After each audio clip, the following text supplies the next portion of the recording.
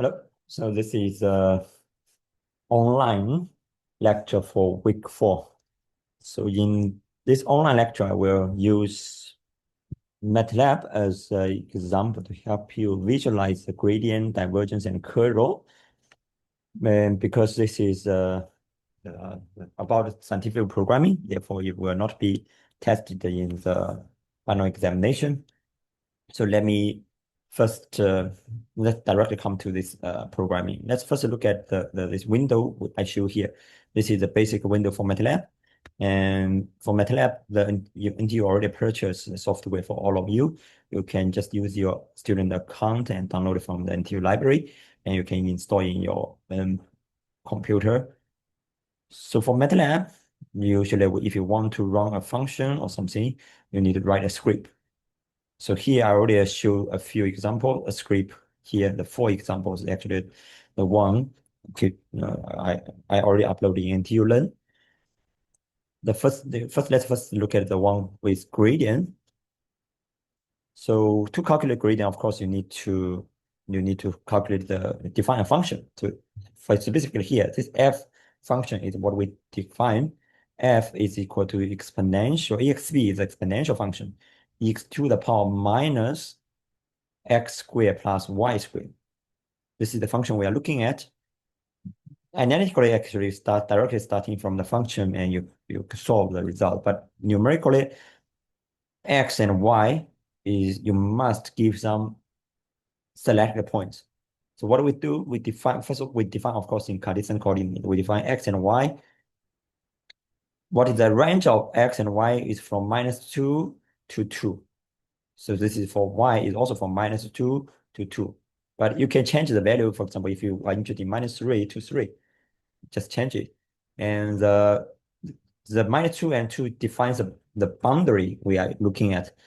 In between the boundary, you need to consider select the points, because numerically you are not calculating the continuous function. Instead, you calculate discrete points.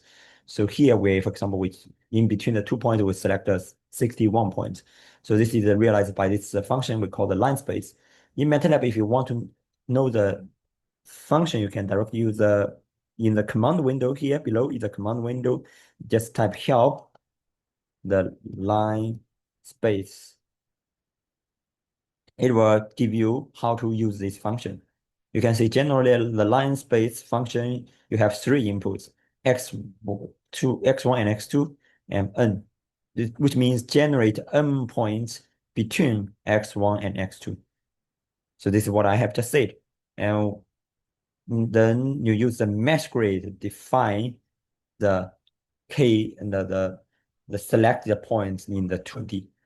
For example, if you choose this command,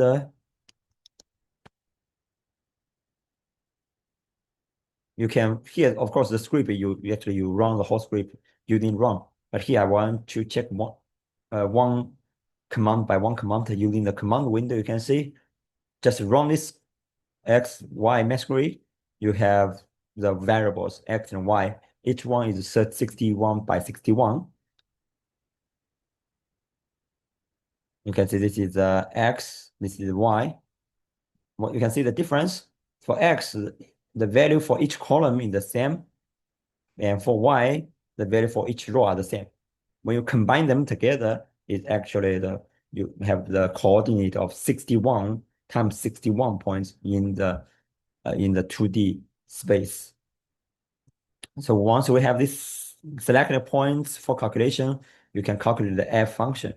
A specific attention here is when you calculate the power of 2, here I have a dot.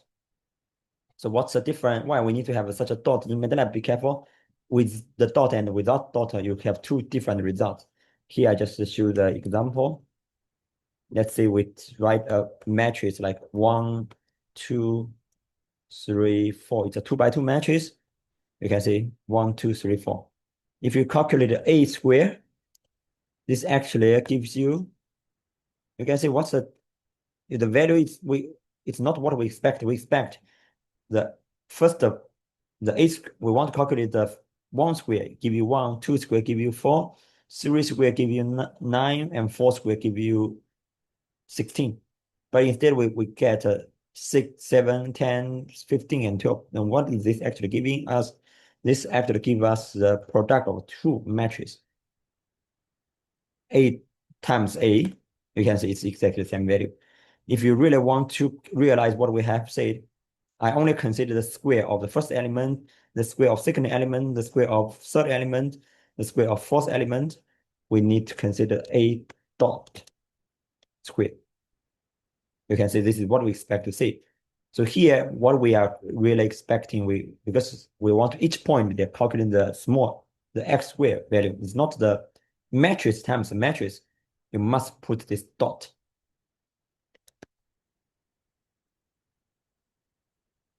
With this one, you can visualize the function. You can use just using the surface function. The surface function actually plot the function f in the x and y coordinate. For example, we can just directly plot here. You can see this is a figure, but it should be a 3D figure because x and y is a coordinate, but you have the function v, which should be in the third coordinate. So the real figure should be a 3D figure, actually a two-dimensional surface in 3D. So this is the function we are talking about. You can see this function is saying that the potential f will decay exponentially away from this origin. In origin, of course, it's the value is equal to 1. When it's move away from the origin, it's decay very quickly. So this is what we do see from this curve. And you can see in this curve now you have this line. In x and y, they have this line. This actually tells you the mesh grid we use. When the x line and y line cross with each other, is actually this point we indeed calculate. But of course, if you have this grid, the figure actually looks not that beautiful. We need other fill command here to help you beautify the figure. For example, we run this command, and you will see.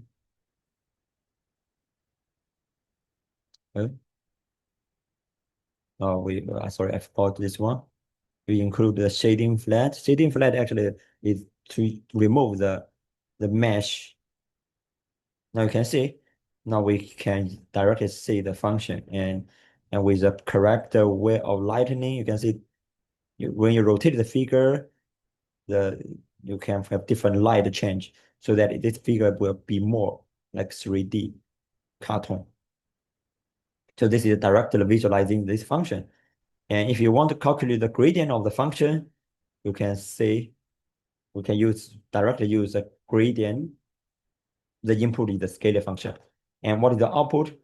The gradient of a scalar function will give you a vector. A vector will, of course, will have different components. So here, because the 2D, so we will only have the x component and y component. So this gx and gy are the x component and y component of this vector function. And we can visualize the vector function using this cube command. You have the input, x and y are the coordinate, input or coordinate. This gx, gy are actually the vector function. And here we want to use the arrow to visualize the gradient. And I put R is for the demanding of the color. Besides, we can also calculate the contour of this function, f function. For example, contour, x and y are the coordinate. F is a function. We calculate the gradient for example, this should be the value when f is equal to 0.9 to 0.9. We calculate the gradient. We use a line like blue. Here we can also calculate the constant contour for x, y, when the function f is equal to 0.5, 0.5. Let's use maybe we can use the black. Black should be K. If I remember clearly, in MATLAB, K is for black. Well, then in this case, we can show the contours. So now let me directly run the code, and let's see what the figure looks like. So this one, the first figure is the direct visualization of the function we are looking at. And the second figure, you can see is the arrow shows the gradient of the function. And this blue line and black line are the constant edge contour. You can see, if you remember what I show here, the blue line is 0.9, the black line from 0 from 0.5. You can see the outer one is the the the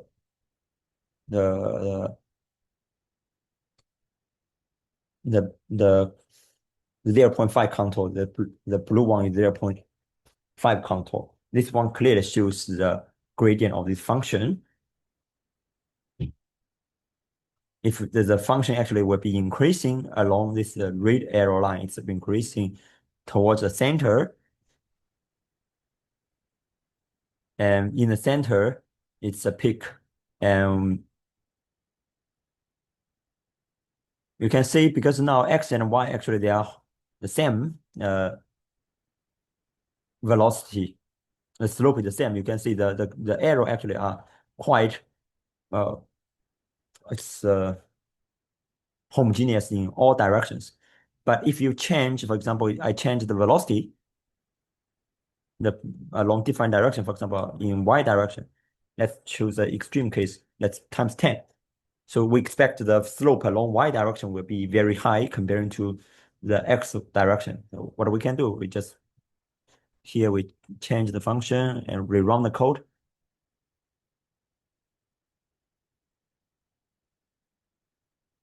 You can see the function become very narrow in y direction, because in y direction it decay very quickly. In x direction it still decay the same. And if you look at the gradient of the function, let's zoom in.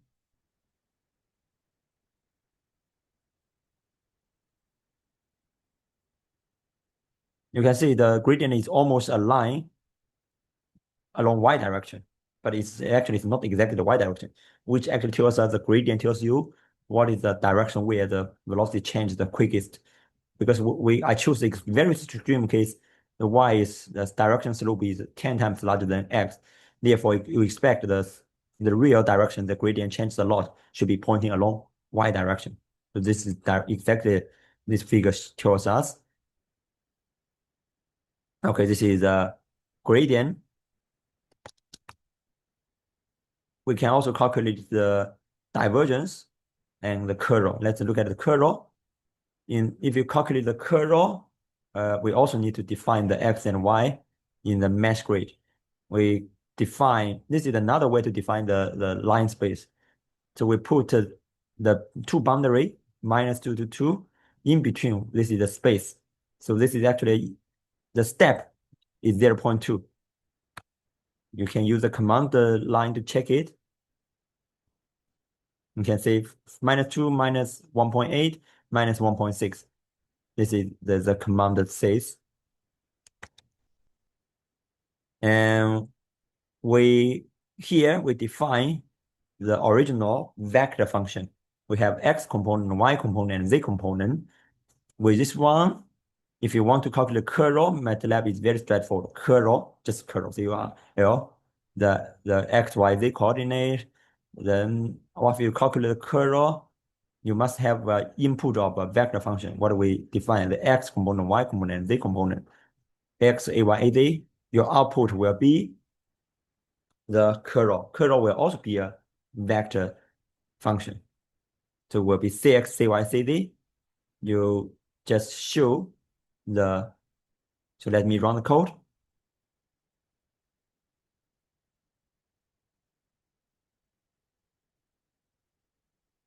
So you can see here I only show the value at kz equal to 0. And you can see this actually can separate into 4 regions.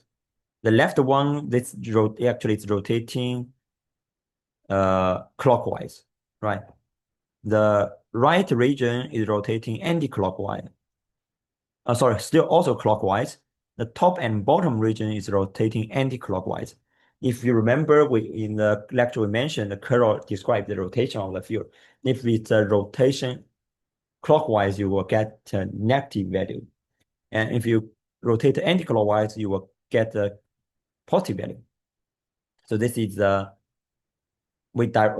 here we only show the z value of this curl. You can see z value here, left region and right region is a negative value. I use the blue color to indicate. And the top and bottom region are the positive value. So you can see this color intensity can be used to understand the rotation of the field. If it's rotating anti-clockwise, then you will anti-clockwise you will have positive curl value. Here I use a yellow color. If it's clockwise, you will have the negative value of the curl. Then you will have I use the blue color. If you are interested, you can also, for example, change the function here and change the rotation of the field and to see how the curl change. The divergence is similarly, we define the xy, set up the mesh grid, and you calculate we define some function, the scalar function, f x component and y component. You need to write the function separately. And this actually is also the exponential decay in from the origin. If you calculate the divergence, the function is just the div Your input is the first input xy coordinate, then the function x and y component of this function. Then you will get the divergence. Because divergence is the scalar, then you just input one variables. Let me show the divergence and run the code, run the script. Let's see what you will get.